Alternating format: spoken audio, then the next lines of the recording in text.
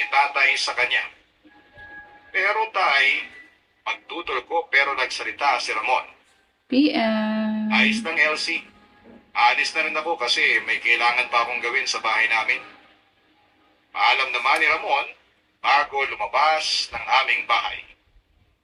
Malungkot na lamang akong inihatid siya ng tanaw papalabas bago ako inutusan ni tatay na magtimpla ng 2 kape. Nagtataka pa ako kung bakit 2 ang pinagtimpla niya. Pero tumanima na lamang ako. At paglabas ko nga ng kusina at dala ang 2 tasa ng kape ay naabutan ko nandun si David. At masayang nakikipagkwentuhan sa tatay. Kaya pala magandang anak ko, wika ni tatay. Ang hapon ni Elsie, Hi. pati sa akin ni David. Nakita ko na may dala siyang mamon at kachipla noon tapos ay kinakain pa ni tatay ang mamon. Nainis ako kasi kakasabi lamang niya kanina na ayaw niya ng matamis kasi bawal sa kanya pero kapag si David ang may dala, ay natutuwa siya. Ipit ng ngiti lang ang tinagon ko kay David. Magsisilong lang po ako ng mga bilad. Paalam ko. Mamaya mo na gawin yan. Dito ka muna sa sala at magkwentuhan muna kayo ng bisita natin. Ang wika naman ni tatay. Hindi nga ako malis sa sala pero hindi ako nakipagkwentuhan kay David. Silang dalawa lang ang magkausap ni tatay kasi wala namang kaming dapat na pag-usapan. Ruyabang pera tungkol sa lupa lang naman kasi ang lumalabas sa bibig ni David. Palagi niyang binibida kung gaano sila kayaman ang pamilya niya.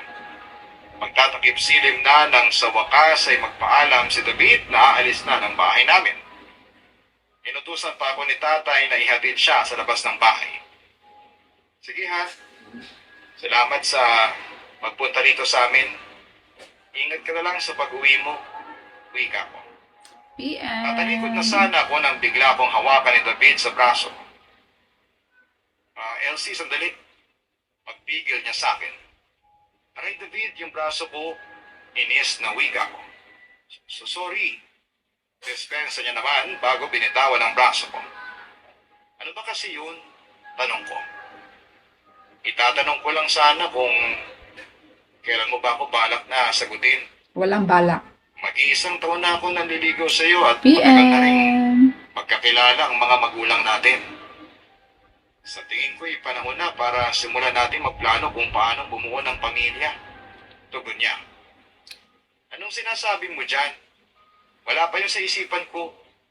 Alam mo naman kung anong priority ko, di ba? Ang pamilya ko at hindi ang pag-aasawa. Tugon ko naman. Talaga? Yan ba talaga ang dahilan? O baka naman may ibang lalaki ka nang napupusuan? Inis na ring tanong niya. Hindi naman ako nakasagot. Lalaki ako at marunong ako makaramdam. Elsie, matagal na akong nanunuyo sa iyo. At hindi ako papayag na mapunta lang sa walang effort na ginagawa ko.